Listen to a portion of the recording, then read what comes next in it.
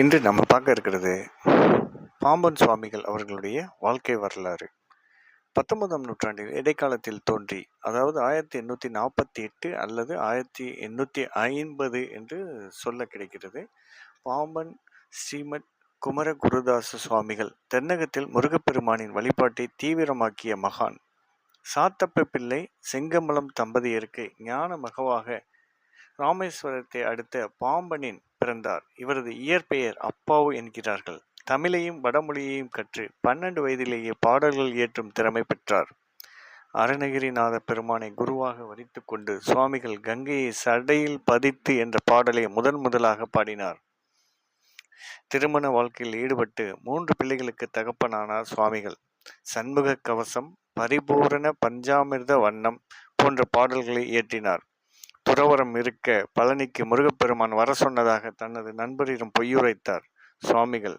உடனே அவரது கனவில் காட்சி தந்த முருகன் பொய்யுரைக்கு தண்டனையாக தாம் கட்டளை இடும் வரை பழனிக்கு வரவே கூடாது என்று தடை விதித்தார். இதனால் சுவாமிகள் தமது இறுதி காலம் வரை பழனியை தரிசித்ததே இல்லை என்கிறது வரலாறு. 1894ஆம் ஆண்டு ராமநாதபுரம் அருகில் உள்ள பிரப்பன் வலசை என்ற இடத்தில் அமர்ந்த 35 நாட்கள் கடும் தவமிருந்து முருகப்பெருமானின் அருங்காட்சியை கண்டார். அன்றைய தினம் சித்ரா பௌர்ணமி அன்றிலிருந்து பௌர்ணமி வழிபாட்டை தொடங்கினார். துறவரம் மேற்கொண்டு சொந்தங்களையும் சுகங்களையும் இழந்தார். அருணகிரிநாதரை போல தலம்தோறும் சுற்றி பாடத் தொடங்கினார். 6666 பாடல்களையும் 32 வியாசங்களையும் எழுதி முருகப்பெருமானை கொண்டாடினார். தமிழகம் மட்டுமின்றி பெஜவாடா, கோதாவரி, விசாகப்பட்டினம், ஜெகநாதம், கல்கத்தா, கயா என்று காசி வரை திருத்தல யாத்திரை மேற்கொண்டார். 1918ஆம் ஆண்டு சுவாமிகள் வெப்பு நோயால் பாதிக்கப்பட்டார். அப்போது குமாரஸ்தவம் என்னும் 6 எழுத்து மந்திர நூலை இயற்றினார். இந்த பாடலால் பூரண குணம் பெற்றார்.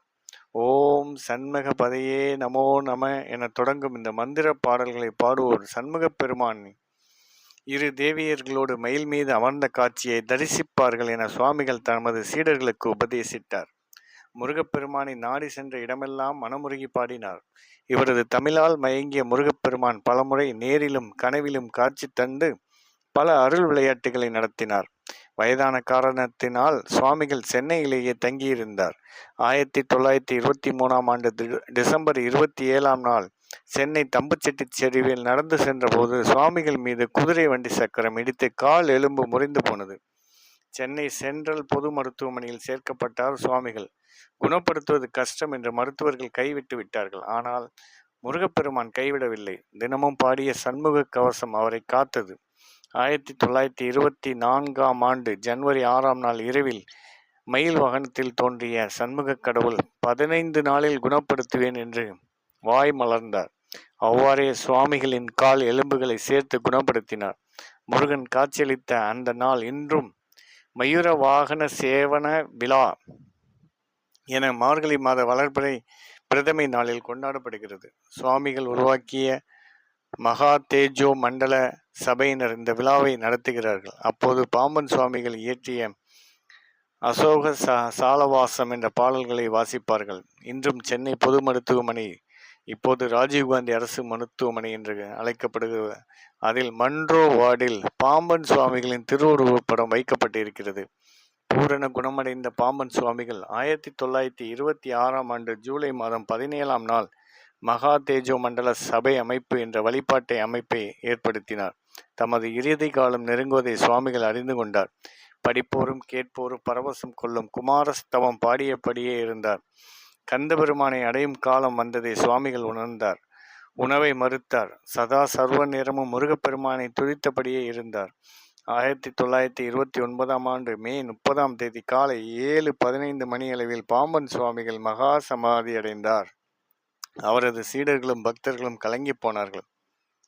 ஆனால் அவரது உத்தரவுப்படி, உபதேசப்படி முருகப்பெருமானின் பாடல்களை பாடியபடியே சுவாமிகளின் இறுதி யாத்திரை முறைகளை செய்தார்கள். அடுத்த நாள் 1929ஆம் ஆண்டு மே 31 ஊர்வலமாக அலங்கரிக்கப்பட்ட புஷ்ப விமானத்தில் பாம்பன் சுவாமிகள் ஊர்வலமாக கொண்டு செல்லப்பட்டார்.